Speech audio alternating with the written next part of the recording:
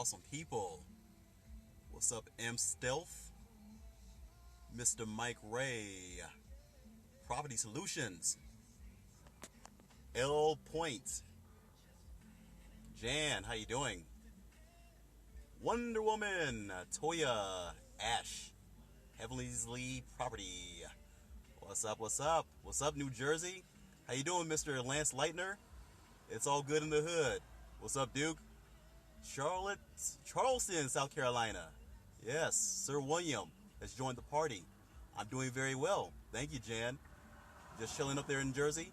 All right, how you doing, Jazzy Ash? Yes, Raleigh, North Carolina, where the ballers stay at. How are you doing, Broker Ken? I know Broker Ken is going to love this podcast.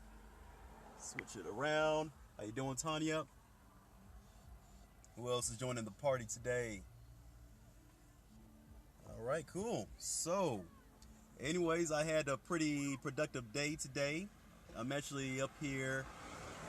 You said, what's happening? It's chilly here in Central Florida. I'm sorry to hear that. It's 62 degrees where I'm at. Look, check this out. Can y'all see that? 62 degrees Fahrenheit. Your elbows aren't ashy. I'm glad you used that cocoa butter, huh? All right. You were just discussing what? Yeah, the beard game with this brother is getting on point. I'm trying to make it happen. So thank you. I appreciate it. So look, I had a pretty productive day today. Actually a pretty busy day. I was looking at a few deals today. So in Texas and Oklahoma, working on my own deals and assisting my students with some of their deals. If you want to see what I'm doing, again, you guys all know me, but my name is Daniel Wiafe. For those of y'all who don't know me, I specialize in doing wholesaling, and I started off in Tulsa, Oklahoma a few years ago, and did a bunch of deals. Got to a point where I was doing 2 to 4 deals a month, making pretty good money. Then I moved to Las Vegas, put out a bunch of good videos out there on YouTube and whatnot, and on my blog. Got a deal with HGTV. Had an awesome show. How you doing? Anyways, one thing led to another, and we got a television show. So that was pretty awesome. And Wonder Woman asked, please define wholesaling. Wholesaling means that you go out there, you put a property under contract. So you put a property that's usually distressed, it's usually ugly, it's usually beat up, under contract to purchase for a low price. So usually it's maybe $20,000. Let's use that as an example. You're going to take that contract and you're going to assign it to a cash buyer. Okay, the cash buyer is going to purchase that same property, $30,000. There's a spread of $10,000. Okay, how you doing, millionaire first? And at the closing table, the cash buyer is going to bring $30,000 to the table, right?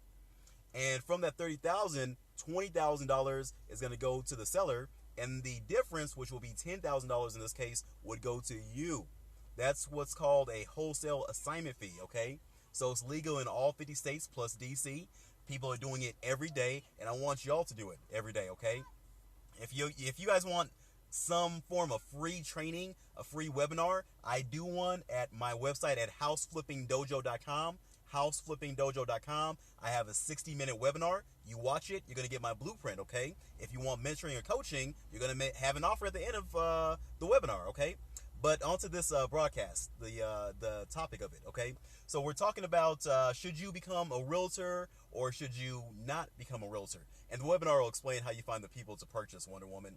So I sincerely believe that anybody who is going to make it their business, real estate, should eventually become a realtor, okay? That's just my opinion behind it.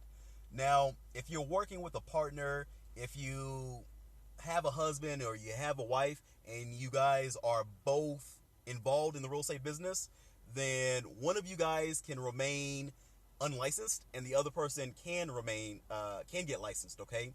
So the benefit to me becoming a realtor, and I actually just signed up for my real estate classes to take them starting this coming Monday, actually.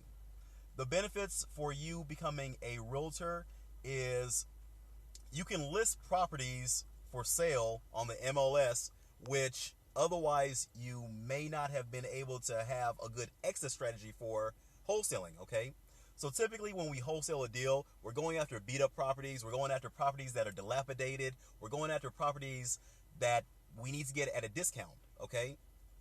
And that's number one. The property needs to be at a discount. It needs to have equity in it. It needs to be at a discount, okay? Now, the other side of the equation, and thank you guys, I appreciate it. And if you guys like this content, then go ahead and double tap, triple tap, quadruple tap the screen, give me hearts, and share with your followers, okay? So look, number one, first thing that we're looking for when we're looking at a wholesale deal is we need to make sure that the person is willing and able to be motivated enough, all right, to sell us their house for 50 cents, 60 cents on the dollar, okay? If they're motivated, they need to have equity, meaning that they can't owe way too much on their house, okay? So typically when we're trying to lock up these properties, we're trying to lock it up for 65 to 70% of the ARV. ARV means after repair value, okay? If we can't get a person who has both motivation, okay, and equity, millionaire first, I'm going to follow you, and equity, then it's no deal for wholesale, okay? So there's other exit strategies that you can do, but from what I'm seeing, if probably about 90% of the leads that I get as a wholesaler, I can't really do anything with it, okay? So typically the people, they have a nice house, you know, they have a house that could be sold, they have a house that could be listed, but I can't really do anything with it because I'm a wholesaler, I'm not licensed, okay? But as a realtor, if I'm talking to a lead and their house is pretty, it's in pretty good shape, or they want top dollar amount for it, then what I can do is, El Realty said, I got daylight. Do you not have daylight where you're at? Do you guys not have daylight where you're at? No? Look, this is coming to you live. What's going on, strategic wholesaler? I believe that's Mr. Marcus Bledsoe. So look, I know that it's, wow, it's kind of foggy and cloudy on my lens. I need to like clean it up. But look, y'all can see the sun. Look. So anyways, let me switch this camera back around. All right, cool.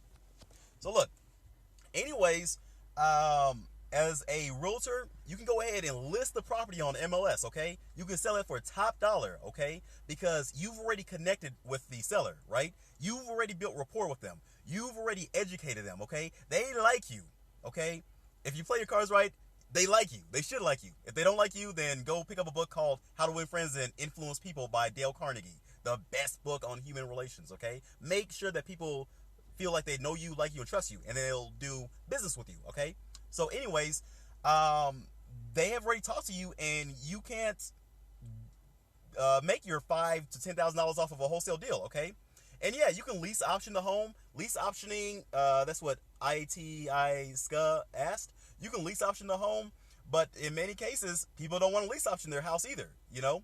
So as a wholesaler, you can lease option a property, but many times people, they just want their money up front, okay? They don't want to have to wait 3 or 4 or 5 years. They don't want to have to deal with tenant buyers, okay? I actually don't teach lease options in my mentoring program, Mike Ray. If you want to learn about lease options, then check out, what's that fellow's name in Georgia? God, I'm having a brain fart right now. Lord, I forgot his name. Yeah, check out Claude Diamond. So yeah, it's good to get licensed. Now look, as a realtor, you can list a property, right? And you can sell, and CTV Home said Joe McCall is good for lease options. You can list the property on MLS, and you can get 3% when the house sells, okay? If you're representing both the buyer and the seller on the transaction, you can get 6% of the commission, okay? Now, obviously, depending on what broker you get with, you're going to need to give the broker a split of the money, okay? So that's why it's good to get with some of those smaller brokerages, okay? You need to get with those smaller brokerages which don't do a bunch of marketing for you or whatnot. And a lot of them, they'll just say, hey, you just give us 300 or 500 or 800 bucks off of your deals, and we're good to go, okay? Because if you go to some of those larger brokerages, there's brokerages, they'll take 40% of what you bring in. You know, they'll take a high amount. So anyways, make sure you go after those type of brokerages, okay? If you become a realtor. Now, if you are just getting started into wholesaling, right? You're just getting started into real estate, then I want you to focus, okay? I've been at this game for like 5 years, okay? So I'm ready to step to the next level, okay? And make sure that I'm totally 120, 50% legit, okay? But if you're just getting started wholesaling, I want you to concentrate on wholesaling, okay? I don't want you to like get confused and get unfocused and untargeted, okay? I want you to focus on wholesaling, okay? And then I want you to determine whether you want to wholesale or not, okay? If you want to wholesale and you love real estate, you love getting out there and doing deals, then as the next step, become a realtor, okay? Now, obviously, as a realtor, you're going to need to disclose that you are a realtor to your buyers and your sellers, okay? You're going to need to make sure that you are being legit, you know, so don't do stuff that's scammy. Alvin said he's both real estate investing and wholesaling, okay? It works. Because basically what you're going to do, you guys, is if you're a wholesaler and a realtor, you are going to wholesale the ugly houses, right? And then you're going to list the sexy houses or the pretty houses, okay? And if you don't want to list the property, if you don't want to have to deal with sellers throughout the whole way, that's okay. You can still refer the lead out to another realtor and get a commission off of that, okay? So like M still said, win-win situation. So that's what it's all about. So look, again, you guys, I'm about to bounce out of here. But as a real estate entrepreneur, you need to look for all types of ways for you to make money in this game, okay? So for me, as a real estate entrepreneur, I wholesale, I fix and flip, right? I coach students, okay? I speak at events. And now I'm going to be a realtor and be able to list houses. Levi says he misses the West Coast. So no, I don't hold. Look, at this point of the game, I don't want to hold, right? So I'm about making money, okay? Long term. I'd rather invest in my business. Dwan asked, what's the name of the book again? It's called How to Win Friends and Influence People. How to Win Friends and Influence People by Dale Carnegie. So it's an awesome book. So anyways, no, I mean, you can hold them, but my philosophy, my personal philosophy is I don't want to hold any properties right now. Okay. So eventually, yeah, I probably will hold properties. I probably will get property management companies, that take 10% of the monthly, revenue to manage your properties. But if I were to do a long-term strategy with real estate, I would rather, get the property from a seller on a subject to deal, right? Where they sign over the deed to me. And then I would find a tenant buyer, somebody who would put down $10,000 or $15,000 option deposit, okay? Non-refundable option, right? And then I'd give them a year or 2 or 3 years to come up with the money. And then I would make money during the interim time period, right? I would cash flow.